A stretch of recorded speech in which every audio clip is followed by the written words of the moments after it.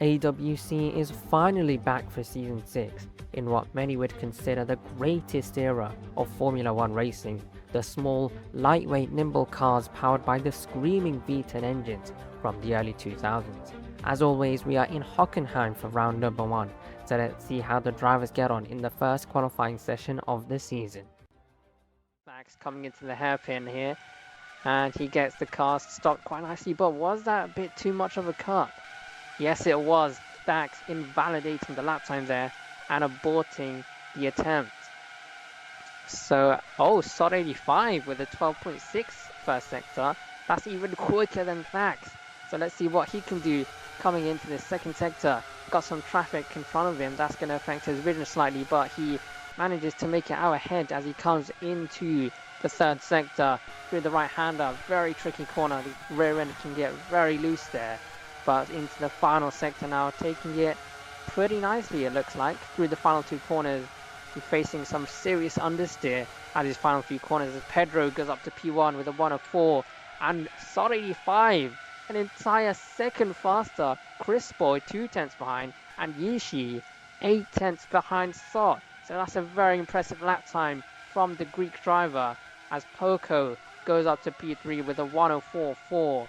But nobody else can get into the 103s except from Sot and Chris.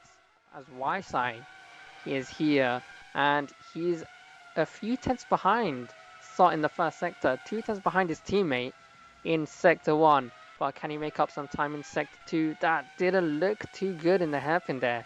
He went pretty wide on the apex. That's going to compromise his speed as he comes down into the second sector. And he's carrying some nice minimum speed through the corner there.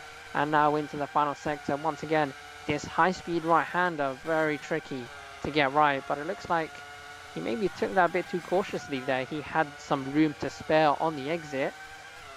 But making his way through the penultimate corner and into the final corner. Can he get ahead of his teammate, Sod 85 in the Renault, coming up to the line? And it's only a 104.4. 8 tenths off his teammate, and this isn't usually what we expect to see from my side. He's usually the king of Hockenheim. As Thax with a purple sector 2, a 32.0. How does that stack up to everyone else? That looks like a pretty competitive time from the reigning Drivers' Champion as Nura goes up to P2, and he's still a tenth behind Sod 85. Let's see what Thax can do. Can he dethrone Sod 85? Yes, he can. A 103.6, a few hundreds ahead of Sod 85. The margins are once again very close between the two of them. Sod 85 rounding out the final corners, 2 yellow sectors. Can he make it a purple sector in this final sector? Hey, yes, he can. 103.4. Wow, incredible lap time from the Greek god. And the final moments of the qualifying session, he snatches pole position away from Thax. Well, let's see, can Nurkan, he is improving in this second sector here as well. Can he improve on Sot's incredible 18.8 final sector coming through the final two corners? Is it going to improve? Is it going to be an improvement? Is it going to be pole position for Nura?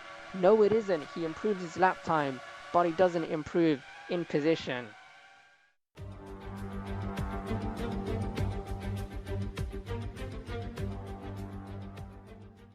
The Apex World Championship of Season 6 in Hockenheim starts now.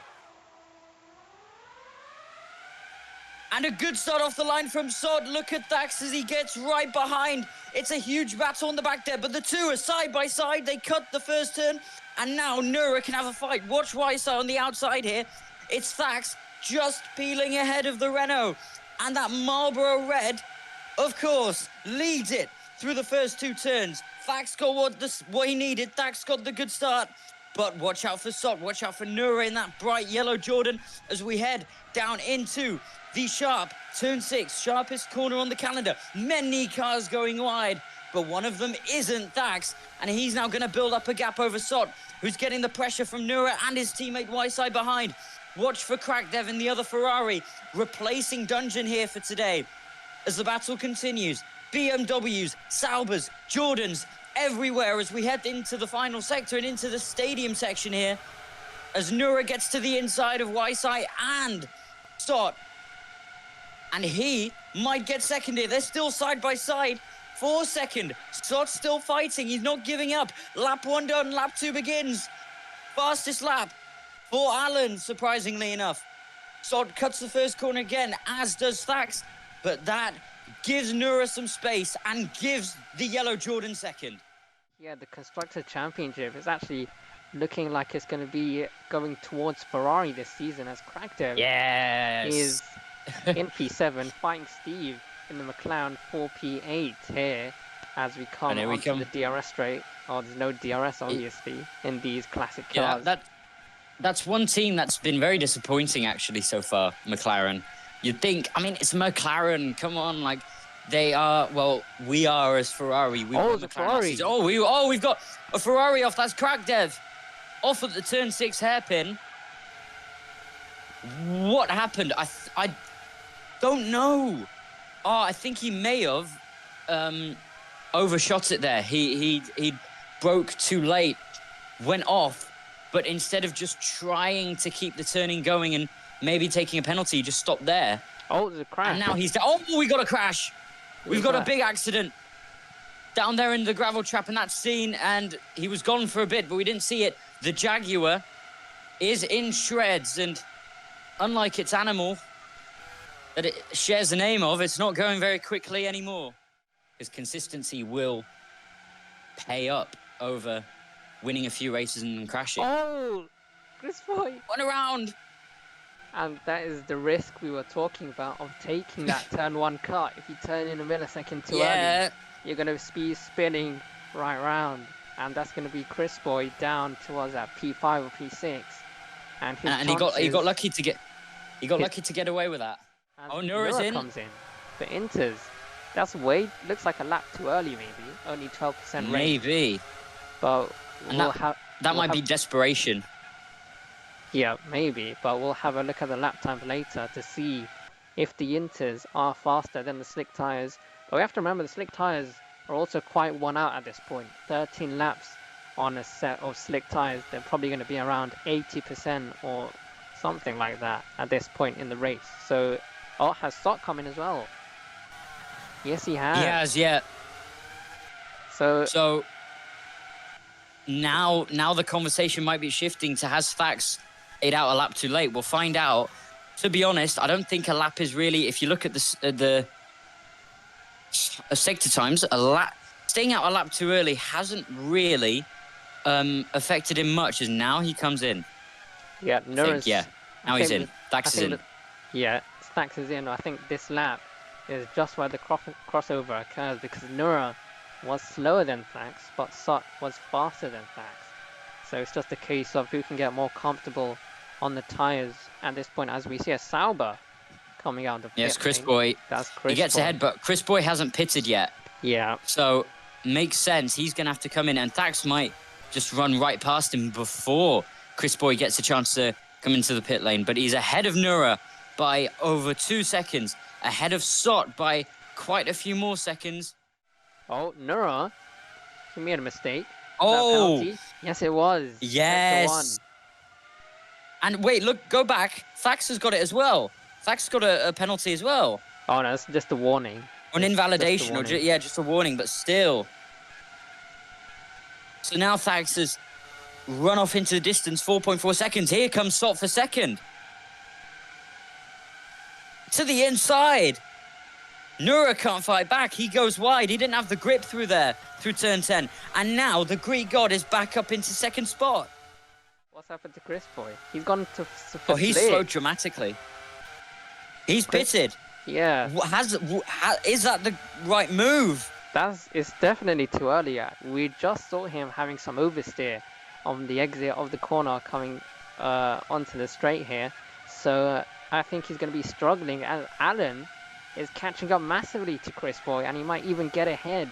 So the slick tyres are definitely not working at this point in the race. That's maybe been a lap too early for Chris Boy.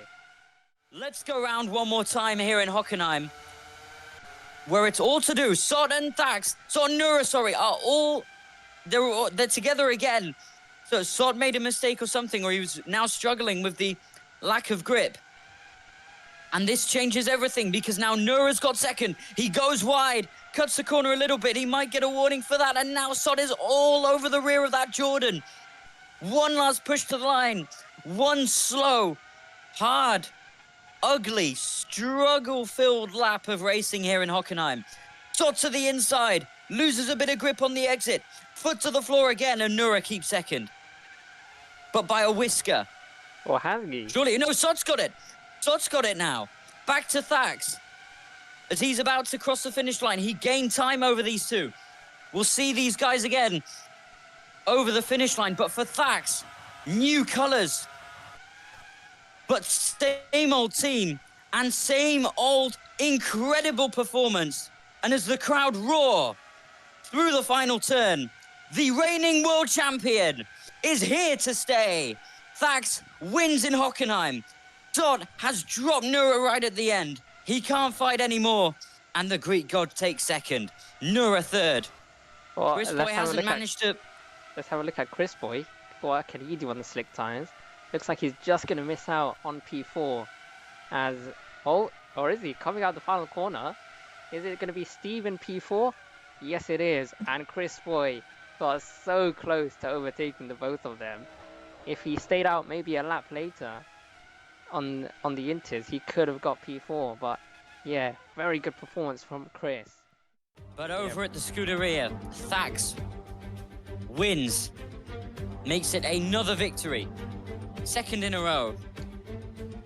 And a great start to his championship defense.